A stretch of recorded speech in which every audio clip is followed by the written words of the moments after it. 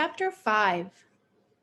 In the fall of 1939, almost 1 year after the hurricane of 1938, I started school. I was hoping that I could say my address was 26 Fairmount Avenue, but not yet. I was excited about going to school because I knew that in school you learn to read. I really wanted to learn so that I wouldn't always have to wait for my mom to read stories to me. The first day of school came. I was going to be in the afternoon kindergarten class. My mom and I walked to King Street. At the corner, I said, "I know the way." It was just down the street. "I want to go alone." My mom said I could. She watched me walk down the street. She waved when I reached the school. I walked up the long front stairs where the boy with the umbrella had floated down during the hurricane. I didn't know that students weren't supposed to use those stairs. They were reserved for the president or the King of England, and especially for the superintendent of schools. I pulled open the heavy front door and went in. A lady was standing there. "Who are you, little boy?" she asked. "I'm Tommy DePaulo." I answered. "Who are you?" "I'm Miss Burke, the principal." I got to know her really well over the next 7 years.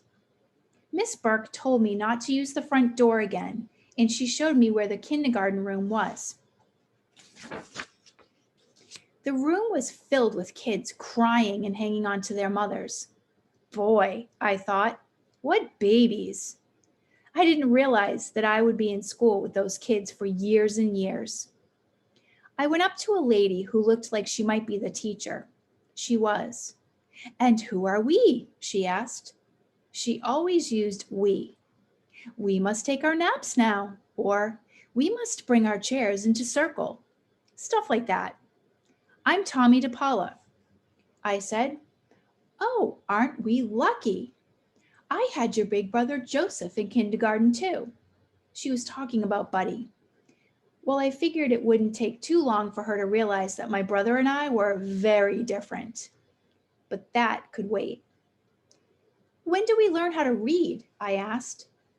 "Oh, we don't learn how to read in kindergarten. We learn to read next year in first grade." "Fine," I said. "I'll be back next year."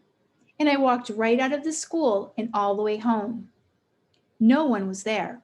My dad was working at the barber shop, and my mom was off shopping all by herself for the first time in a long while. The school called my dad at the barber shop. He found my mom, and they came roaring home to Columbus Avenue. There I was, holding one of my mom's big books, staring at it, hoping that I could learn to read by myself.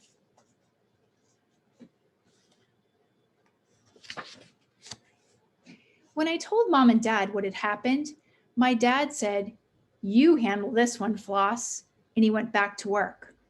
My mom sat down next to me. "You know," she said, "if you don't go to kindergarten, you won't pass. And if you don't pass, you'll never get into first grade, and you'll never learn to read."